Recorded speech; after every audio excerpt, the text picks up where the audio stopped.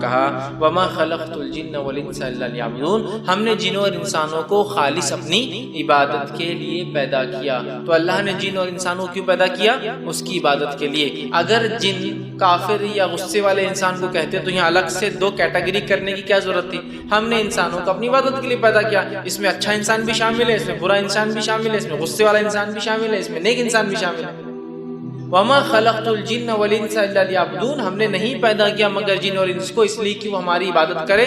دو مخلوق کا تذکرہ کیا، اس سے ایک بات پتہ چلتی کہ اللہ کی کئی مخلوقات میں سے صرف دو مخلوق ایسی ہے جس کو اختیار اچھے اور برے چننے کی، لہٰذا ان کو اللہ نے عبادت کے لیے پیدا کیا، لیکن یہ چاہے تو عبادت کرتے ہیں اور چاہے تو عبادت سے انکار بھی کر سکتے ہیں۔ اللہ کی باقی تمام مخلوقات اللہ کی ہی عبادت کرتے ہیں۔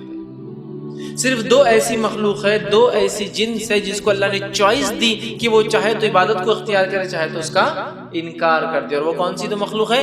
انس اور جن۔ یاد رکھیے تو کہا وما خلقت الجن والانس الا لیعبدون، ہم نے جن اور انسان کو جو ہے اپنی عبادت کے لیے پیدا کیا۔ اور قرآن کی ترتیب یہ بات بھی بتا رہی ہے وما خلقت الجن والانس، ہم نے جن اور انسانوں کو، تو اس سے پتہ ہی چل رہا ہے قرآن کی آیت کی ترتیب سے پہلے کون بنے؟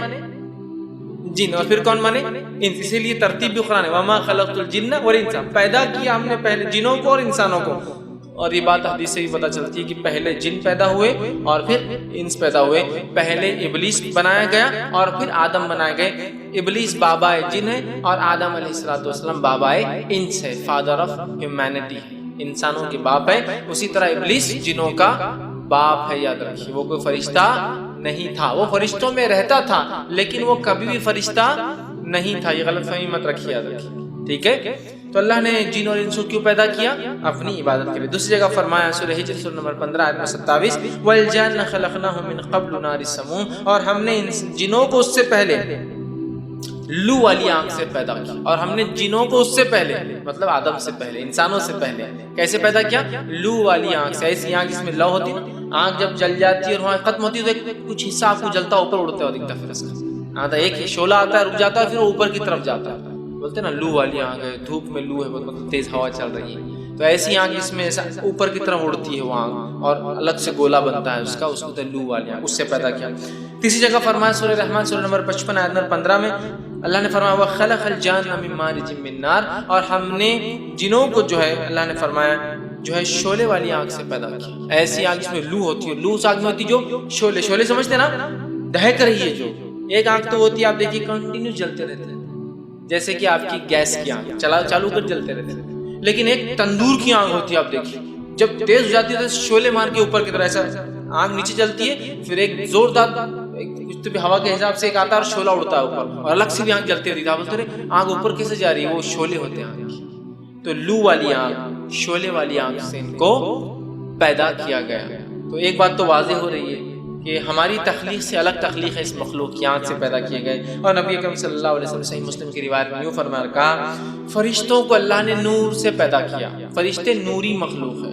پھر آگے فرمایا اور اللہ رب العزت نے جو آپ نے فرماتے ہیں جنوں کو بغیر دھوئیں والی آنکھ سے، دھواں اس آنکھ میں ہوتا ہے جو تھوڑی کم اس سے جلتی ہے، اس میں دھواں ہوتا ہے، لیکن جو آنکھ بھڑکتی ہے نا اس میں دھواں نہیں ہوتا ہے، خالی آنکھ دکھتی ہے، تو جنوں کو بغیر دھوئیں والی آنکھ سے پیدا کیا، فرشتوں کو نور سے پیدا کیا، نوری مخلوق، جنوں کو بغیر دھوئیں والی آنکھ سے پیدا، ناری مخلوق، نار آنکھ سے پیدا ہوا، اور بیان کیا آدم کو اس سے جس کو تمہیں بتا دیا گیا ہے۔ اور کس سے پیدا کیا آدم علیہ السلام کو؟ قرآن نے بتا دیا، کس سے؟ مٹی سے۔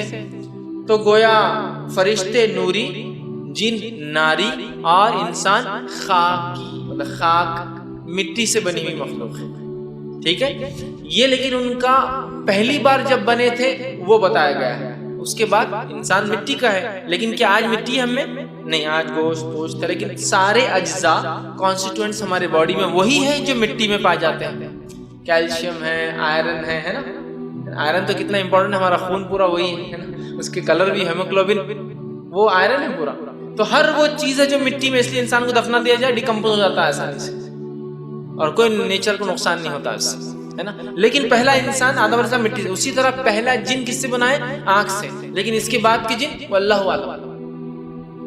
سمجھ رہے آپ؟ جیسے آدم علیہ السلام مٹی سے بنا، لیکن اب ابن آدم مٹی کی نہیں گوشت پوشت کیا ہے، تو ویسے پہلا جن آنکھ سے بنا، لیکن اب اس کی کیفیت کیا ہے؟ واللہ اعلم. ہم نہیں کہہ سکتے ہاں بالکل آنکھ سے ہی آج، واللہ اعلم کیا ہوگا کیسا ہوگا، چونکہ ہم جانتے نہیں اس لیے کہہ رہے ہیں. لیکن اپنی پیدائش سے ہم سمجھ سکتے ہیں جیسے ہم ہیں ویسے وہ بھی ہو سکتا ہے مختلف ہو، پیدا کسی چیز سے کیا ہوگا اور عمل ان کا کچھ اور ہو، یا آپ کچھ اور قسم سے پیدا ہوتے ہیں جیسے ابن آدم گوشت پوشت کے ساتھ پیدا ہوتے ہیں. لیکن حدیث نے 3 باتیں بتا دی، تینوں الگ الگ کریشن ہیں، فرشتے، جن اور انس.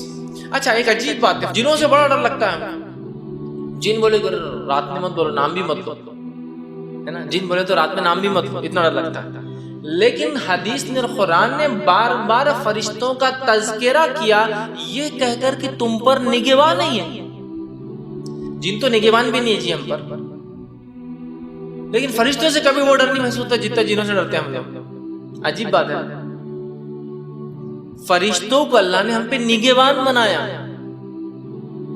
نگہبان سمجھتے ہیں نا آپ؟ نظر رکھنے والا. اگر کوئی بولے کہ تم چل رہے پھر رہے نا تو نظر ہے پولیس کی تم پر، ایک آدمی پیچھے گھوم رہا تمہارا، تو کیسی حالت ہو جاتی ہے نا، کیسی حالت ہو جاتی. پسینہ دن بھر جا رہا ہے میرے پیچھے کوئی، تو حالانکہ وہ ہوگا نہیں ہوگا واللہ والا نہیں، خالی اگر کوئی بول دی تمہارا فون ٹیپ ہو رہا، تھوڑا سمجھ لو ذرا، ہو رہا نہیں ہو رہا پتہ نہیں وہ کیا اس کے، لیکن نہیں میں بات نہیں کر رہا، فون بند، سم کارڈ جلا کے کاٹ کے پانی میں ڈبا کے پتہ نہیں بند سو کے کنویں میں ڈال دیتا آدمی لے آ کے.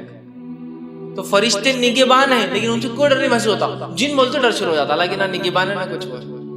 اور فرشتے جنوں کے مقابلے میں لا تعداد طاقت زیادہ رکھتے ہیں، صلاحیت زیادہ رکھتے ہیں. معلوم آپ کو جنوں کی کیا صلاحیت ہے؟ فرشتوں کی صلاحیت ہو سبحان اللہ. حالانکہ جنوں کی صلاحیت انسانوں کے مقابلے میں بہت زیادہ ہے، لیکن فرشتے لا تعداد صلاحیتوں کے مالک ہیں. صرف روز قیامت جبرائیل علیہ السلام ایک پر ماریں گے تو ساری کائنات سمٹ جائیں گے. سورج تو پھونکا جائے گا، لیکن اس پر کی طاقت یہ کہ اگر مار دے تو کائنات سمیٹنے کے لیے کافی ہے. ایک فرشتہ ایک سور پھونکے گا تو ساری کائنات ایسی ہو جائیں گی جیسا کہ دسترخوان پہ کھانا رکھا اور کوئی دستر کھینچ لے، کیسے سامان پورا تتر بتر ہو کے ایک جگہ جمع ہو جاتا ہے. کتنی طاقت ہے ان کی، کتنی صلاحیتیں ہیں، اور بہت ہیوی ہیکل ہوتے ہیں، بہت طاقت اور بہت قوی. اتنی طاقت کسی کو انتہا نہیں، لیکن ان سے وہ ڈر نہیں محسوس ہوتا جتنا ہم کو جن بولتے ڈر شروع ہو جاتا ہے. حالانکہ فرشتے تو نگہبان ہیں، کنٹینیوس آپ پہ سروے کر رہے ہیں، نگران ہیں، لکھ رہے ہیں، اچھائی برائی رجسٹر تیار کر رہے ہیں، خبر میں سوال پوچھنے آئیں گے، روح پھونکنے آتے ہیں. مطلب پیدائش سے آنا شروع ہو جاتے ہیں تو موت تک آتے ہیں، لینے آتے ہیں روح کو، سوال کرنے آتے دفنانے کے بعد. روز قیامت جنتیوں کو سلام کریں گے، جنت میں داخل کریں گے، جہنمیوں کو دھکا دے دے کر جہنم میں پھینکیں گے. ان سے وہ ڈر نہیں لگتا جتنا جنوں سے ڈرتے ہیں ہم لوگ.